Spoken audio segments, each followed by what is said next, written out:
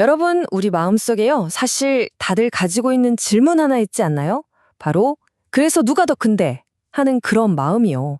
뭐 직장에서든 학교에서든 심지어는 우리가 속한 공동체 안에서도 나도 모르게 자꾸 서로를 비교하면서 서열을 매기게 되잖아요. 오늘 우리가 함께 살펴볼 성경 본문은요. 바로 이 아주 근원적인 질문에 예수님께서 직접 아주 명쾌하게 답을 주시는 정말 흥미로운 장면입니다. 자, 천국에서는 누가 제일 큰가요? 이 질문 누가 했는지 아세요? 바로 예수님의 제자들이 직접 던진 질문이에요. 어때요? 좀 아이러니하지 않나요? 생각해보세요. 예수님은 지금 온 세상을 구원하려고 가장 낮은 자리, 바로 그 십자가를 향해서 한 걸음 한 걸음 가고 계시는데, 바로 그 곁에 있던 제자들은 누가 넘버원이냐, 이걸 가지고 서로 다투고 있었던 거죠. 와, 지금 이 대비를 좀 보세요. 정말 극명하게 갈리죠? 예수님이 가시는 길은 철저하게 낮아지는 길, 섬기는 길이었어요. 그런데 제자들의 마음은 어땠나요? 온통 어떻게 하면 더 높아질까? 서열은 어떻게 될까? 하는 세상적인 욕심으로 그냥 꽉 차 있었던 거예요. 이 팽팽한 긴장감 속에서 예수님은 정말 제자들의 모든 기대를 완전히 박살내는 그런 답을 내놓으십니다. 제자들은 뭐 천국의 조직도 같은 걸 기대했겠죠. 누가 1등이고 2등인지. 그런데 예수님은 그런 설명을 전혀 안 하세요. 대신에 뭘 하셨냐면요. 그냥 조용히 어린아이 한 명을 부르셔서 제자들 바로 한가운데에 딱 세우셨어요. 이 단순해 보이는 행동 하나가요. 위대함이라는 개념 자체를 완전히 뒤집어 버립니다. 도대체 왜 하필 어린아이였을까요? 네, 바로 여기서 천국이 말하는 위대함의 첫 번째 비밀이 풀립니다.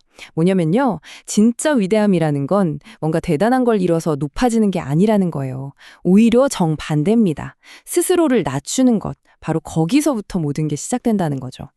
근데 여기서 어린아이 같다는데 우리가 보통 생각하는 그런 순수함, 순진모구함, 뭐 이런 거랑은 좀 달라요.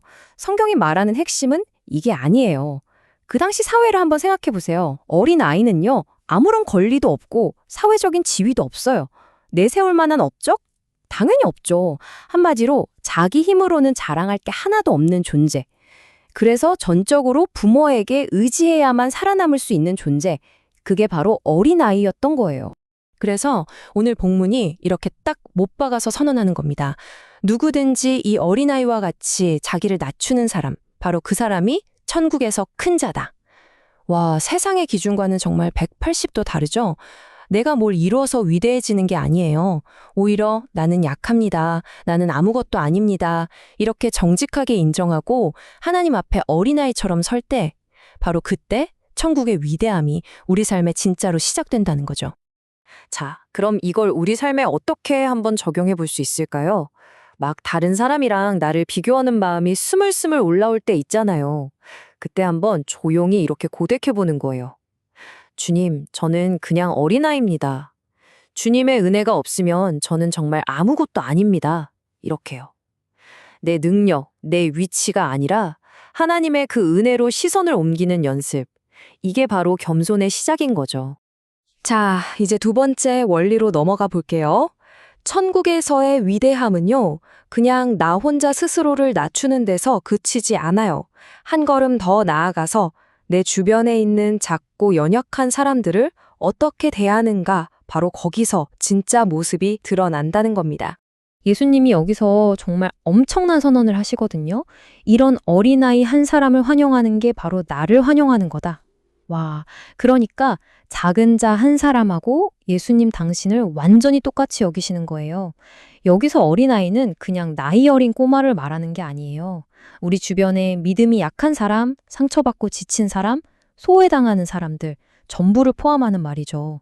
결국 우리가 그 사람들을 어떻게 대하는지가 곧 우리가 예수님을 어떻게 대하는지를 보여주는 뭐랄까 하나의 리트머스 시험지 같은 거예요. 그럼 예수님을 영접하는 게 뭐 대단하고 어려운 일일까요? 아니요, 전혀요.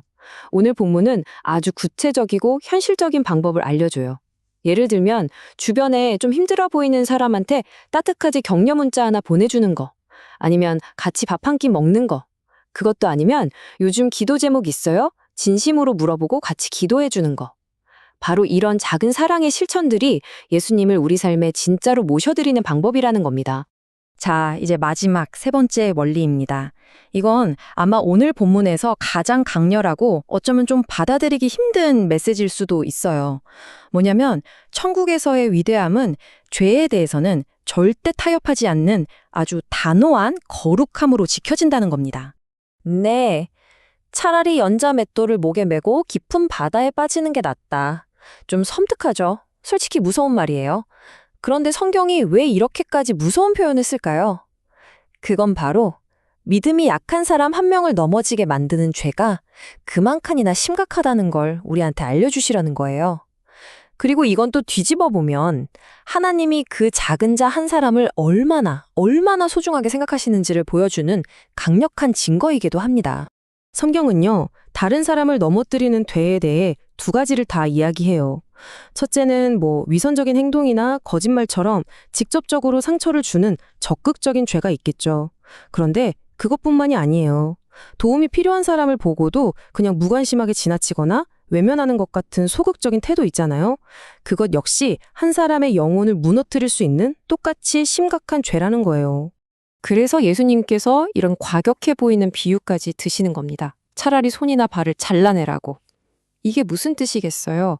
죄랑 적당히 타협하면서 어떻게든 관리해보려고 애쓰지 말라는 거예요.